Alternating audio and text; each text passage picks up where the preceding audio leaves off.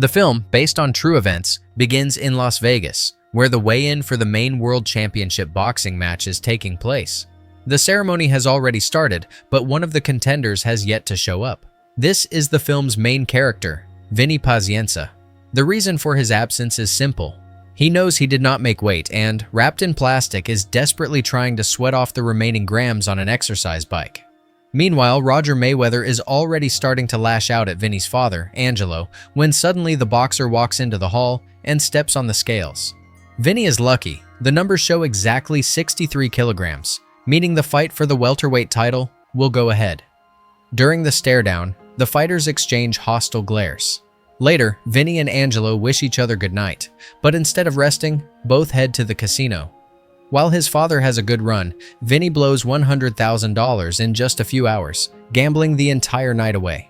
The next day, Pazienza is in terrible shape. Blood streams from a cut on his eyebrow, and after 11 rounds, he's only ahead on points in 3. His only chance to win is by knocking out his opponent, but instead, Vinny himself goes down. After the defeat, the boxer loses consciousness and is rushed to the hospital. Doctors diagnose him with severe exhaustion, but neither the proud father nor Vinny himself take it seriously. When the young man returns home, he immediately begins watching the fight footage to analyze his mistakes. His manager, Lou, tells him he's unsure when the next match will be. Maybe it's time for Vinny to consider ending his career. Angelo visits his son and insists Lou had no right to say such things to reporters. The next day, he and an angry Angelo arrive at Lou's office demanding another fight. After enduring the father's threats, the manager agrees to give Vinny one last chance. In the next scene, Vinny meets Kevin Rooney. Once a successful trainer, Kevin is now just a shadow of his former self. His glory days are preserved only in the photos on the gym walls. He also has a visible drinking problem. It seems Lou deliberately paired up two washed-up men so their careers could end together. Realizing this, Rooney suggests they both give up, but Vinny stays. The trainer pits him against a sparring partner who outweighs him by 20 kilograms. Despite the attacks, Vinny endures and soon forces the bigger boxer to drop to his knees. Rooney then orders Vinny to weigh himself. He's now much heavier than 63 kilograms, yet the extra weight doesn't slow him down.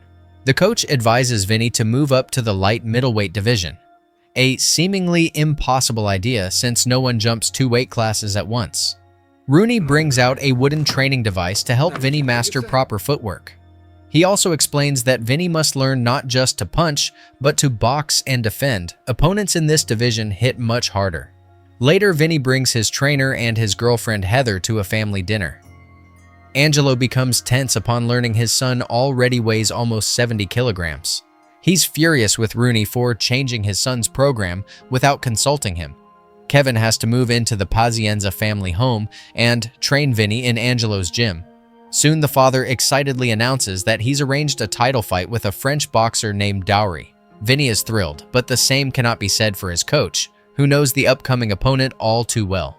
Before long, the French boxer Dowry arrives in America, and during a press conference in response to Vinny's cocky remarks, politely wishes him good luck. Vinny trains late into the night, and Rooney eventually has to force him to go home. It's crucial for the boxer to be rested before the title fight. Vinny's family watches every one of his fights on television. The whole arena cheers for the American. In the first round, Dory presses Vinny against the ropes and lands several powerful shots to the body. As always, when the bell rings, the hot-headed Vinny lunges at his opponent. Rooney warns him to move around the ring, otherwise he will lose. In the next round, Vinny listens to his coach's advice and takes control of the fight. He even mocks his opponent a little before knocking the Frenchman out. Thus, Pazienza becomes the new world champion in the light middleweight division. A few days later, his father starts looking for a new, more famous opponent for his son, despite the trainer's objections. Meanwhile, Vinny goes for a ride with a friend to test his new car. On the way, the friend gets distracted from the road, and a car coming from the opposite direction crashes into them. After the accident, the driver manages to get out of the vehicle on his own, but Vinny remains unconscious inside the car. Angelo learns from the news about the terrible car crash involving his son and rushes to the hospital. The champion lies motionless in bed with a neck brace for several days. His family keeps watch in the room until the young man finally regains consciousness. He has suffered a severe injury, a fractured cervical vertebra just 3 millimeters away from the spinal cord. Such an injury requires a long and delicate recovery. The first thing Vinny asks the doctor is when he will be able to fight again. The doctor replies that he is not even sure Vinny will ever be able to walk. The young man breaks down upon hearing this news. The surgeon insists on performing an arthrodesis, a procedure that intentionally immobilizes the joint. This operation would permanently end Vinny's boxing career, but would at least guarantee that he could walk again. For stubborn Vinny, this is not enough.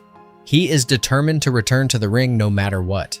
Against the doctor's advice, Vinny chooses an outdated medical procedure involving the installation of a metal frame, resembling a halo.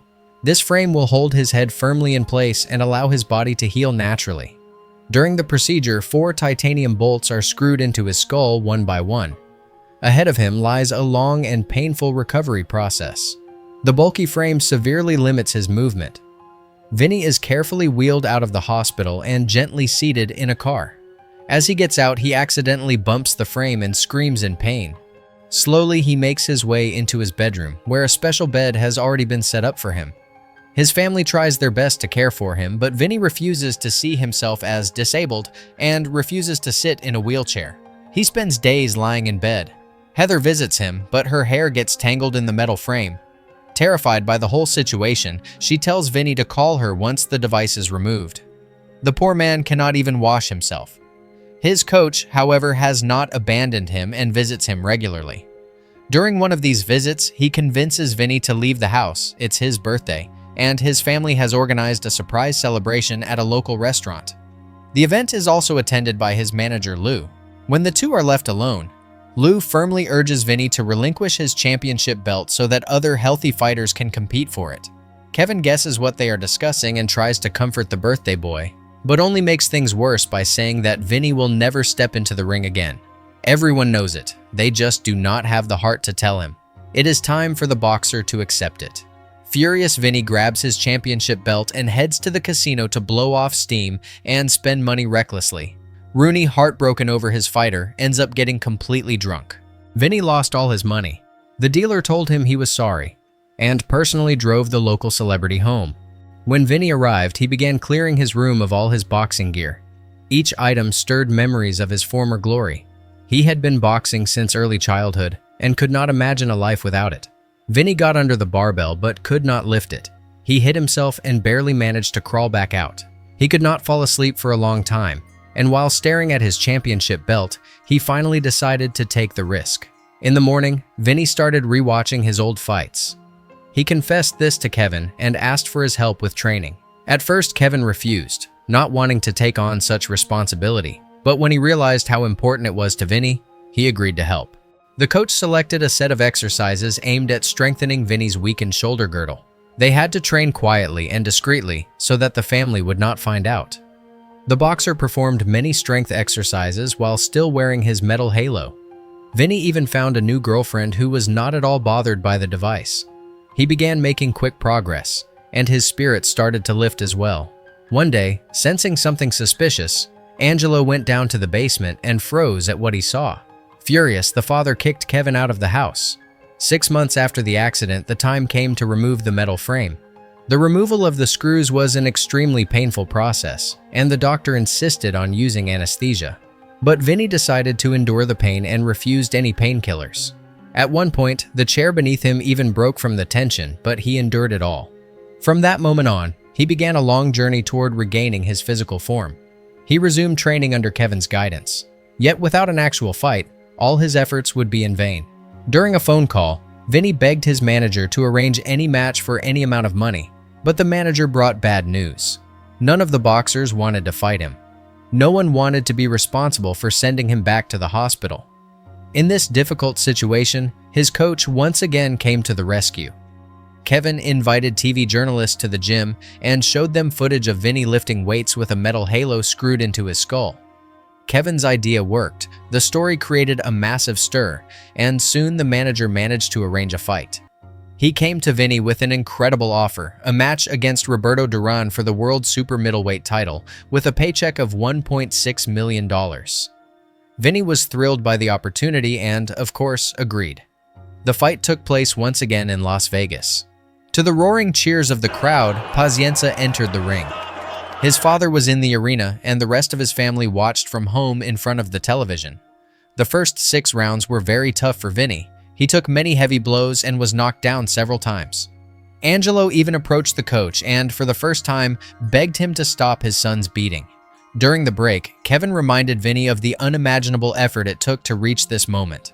Realizing the long road he had traveled, a motivated Vinny returned to the fight. Bit by bit, he started to turn things around. And by the end of the 12th round, he landed a powerful combination. By a split decision of the judges, victory and the world champion title went to the Tasmanian Devil, Vinny Pazienza.